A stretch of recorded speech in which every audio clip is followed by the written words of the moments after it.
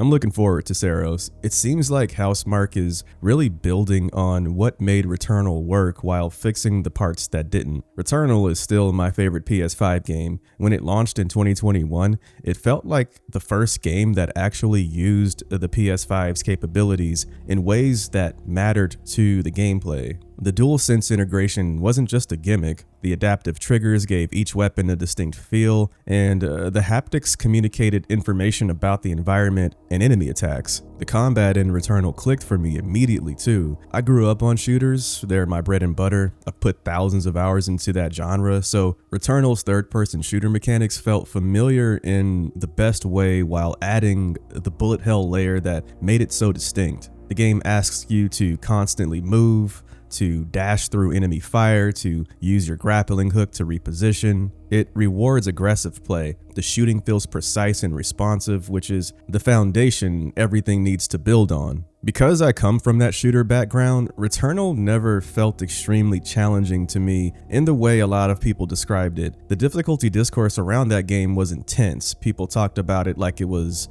this punishing, unfair experience. For me, the combat encounters were demanding for sure, but they felt fair. The patterns were readable, the audio cues told you when attacks were coming. If you died, it was usually because you made a mistake, like you got greedy, you didn't manage your dash cooldown, or you stood still for too long. The friction for me wasn't about dying and losing progress, it was about how long runs took even when you were succeeding. Returnal demanded thoroughness. You needed to explore every room to maximize your resources and find the best weapons with good traits. Even when I knew I could handle the combat, I still had to invest about 60 to 90 minutes into a full run through multiple biomes. The game respected your skill once you had it, but not necessarily your time. That's different from someone who's losing constantly. For me, it was more about the commitment required per session even when things were going well. For other players, the friction was different and more severe. They struggled with the combat difficulty itself. And combined with that roguelike structure, losing all your progress on death,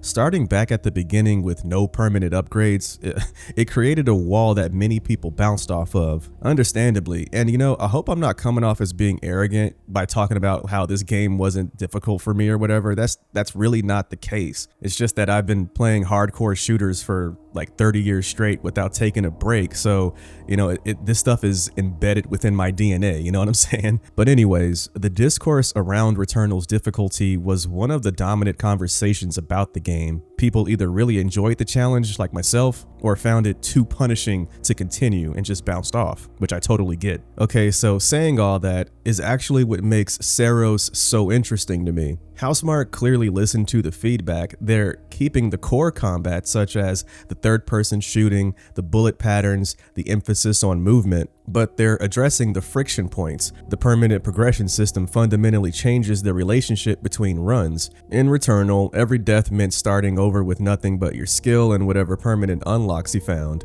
In Saros, you're collecting Halcyon and Lucenite during your runs. I hope I said those things correctly, but anyways. Those resources let you upgrade your armor. The armor matrix system is the big change. You can upgrade maximum armor integrity to take more hits. You can increase Lucenite gain so you collect resources faster. You can extend your power capacity for longer shield usage. What I'm taking from all of this is that these aren't just percentage increases. They look like fundamental changes to how your character functions. And crucially, they're permanent, which is awesome. You can keep these between runs, which means every run makes you stronger, even if you die. You're always progressing. This addresses one of Returnal's biggest friction points. A failed run in that game could feel like wasted time if you hadn't made tangible progress towards unlocking new items or areas. In Saros, that same run gives you resources that translate into permanent character growth. The sting of failure is lessened because you're still moving forward. For players who found Returnal too punishing, this is a major quality of life improvement. For players like me who handled the difficulty fine, it means the time investment feels more rewarding regardless of the outcome. The second chance ability is another safety net. Once you unlock it, you can revive yourself once per run, which is awesome in my opinion. It's a buffer against the single mistake that ends every run. In Returnal, one false move could end an entire run, unless you had that astronaut, and I think there was another item in Returnal that allowed you to just get right back up if you got killed, so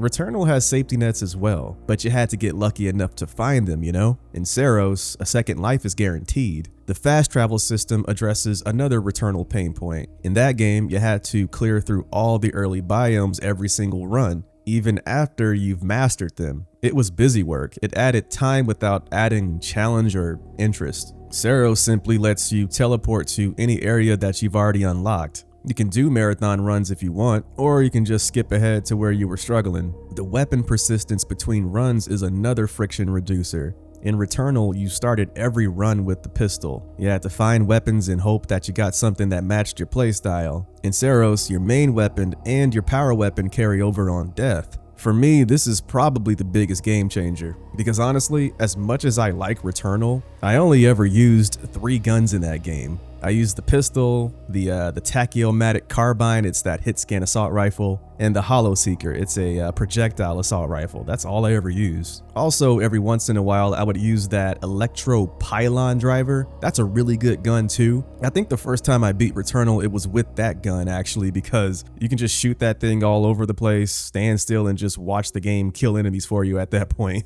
But anyways, having the ability to use your favorite guns at all times in Saros is a huge thing for me. That makes me very happy. But that's all I really have to say about Saros right now. Man, I gotta say, the fact that Returnal is still my favorite PS5 game nearly 4 years after launch says something about the staying power of that game. I think I've beaten Returnal well over 10 times at this point, many times on the PS5 and many more times on the PC.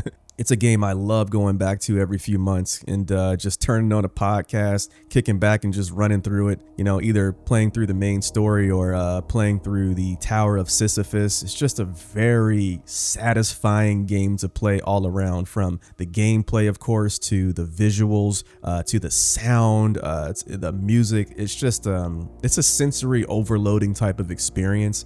And it seems like, no, I'm definitely sure that Saros is going to be the same way. It's made by the same team, right? And from what we've seen in the trailers and you know, oh my goodness, it's just, yeah, I'm very excited about this game, as you can tell. But anyways, how about you? Are you a fan of Returnal? Did you find it too challenging? Did you like the challenge like I did? Are you liking what you're hearing about Saros? I most certainly am. It really looks like Housemarque is doing their best to iron out the wrinkles while still providing a really good and satisfying challenge. But that's all I really have to say about Saros for now. April 30th is just around the corner. We won't have to wait that much longer. And for me, this is a day one, no doubt about it. This is one of the rare games that I am definitely getting on day one, because I'm pretty sure it's going to deliver.